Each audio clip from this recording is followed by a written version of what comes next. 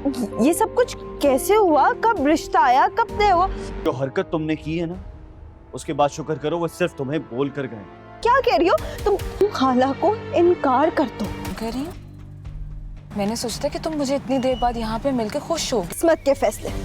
तुम जैसा कहोगे मैं वैसा करूँगी। You know what? वो हम दोनों को ही बुज़दिल और बेवकूफ समझती है। दोस्तों, ड्रामा सीरियल नकाब के आने वाले एपिसोड में आप लोग देखने वाले हैं। ये ड्रामा बहुत ही इंटरेस्टिंग बन चुका है। जैसा कि आप सबको पता है कि ईमान अब पूरी तरह से फंस चुकी है, क्योंकि एक तरफ आहत है जो कि उसकी बात तक नहीं सुनता और दूसरी तरफ तैमूर जो कि उसे प्रोटेक्ट करने में कोई कसर नहीं छोड़ता। हालांकि दोस्तों, उसका रूप भी सबके सामने आ जाएगा।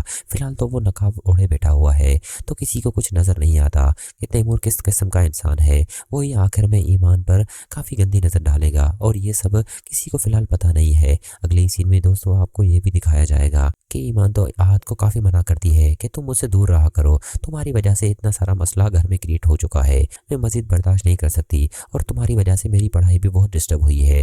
दोस्तों, यहाँ पर आहत उसे मनाने की कोशिश करता है कि मैं तुम्हारी पढ़ाई डिस्टर्ब करने नहीं बल्कि मैं तुमसे बात करने आया हूँ और तुमसे बात करना मुझे अच्छा लगता है। दोस्तों, यहाँ पर ईमान कहती है कि तुम्हें पता है कि तुम्हारी वजह से पहले ही कितने मसले हो चुके हैं, फिर भी तुम चाहते हो कि मजीद ये मसले बढ़ जाए, तो इसका पार्ट मैं नहीं बनना चाहती। अगले सीन में आपको ये भी दिखाया जाएगा कि ज़ारा तो पूरी कोशिश करती है कि वो आहत और ईमान को एक करे, लेकिन दोस्तों उसके पीछे मकसद कुछ और है। उसे कोई ईमान से लगाव नहीं है ना कि आहत से, वो तो बस लैला से बदला लेना चाहती है। लैला और उसकी वालदा की तैमूर बेइज्जती करे, वही तो वो तमाशा देखना चाहती है और ज़ारा इसमें खुश होती है। अगली सीन में दोस्तों आपको ये भी दिखाया जाएगा कि ज़ारा तो अपने प्लान में कामयाब होती जाएगी, लेकिन साथ ही साथ ज़ारा पर जब ये तूफान गिरेगा तो ज़ारा वो संभाल नहीं पाएगी, क्योंकि तैमूर इतना जज्बाती हो जाएगा ईमान के मामले में कि वो किसी को बर्दाश्त नहीं करेगा। जबकि ज़ारा भी ईमान के मामले में जब बोलने लगेगी तो उसका भी वो नहीं सोचेगा।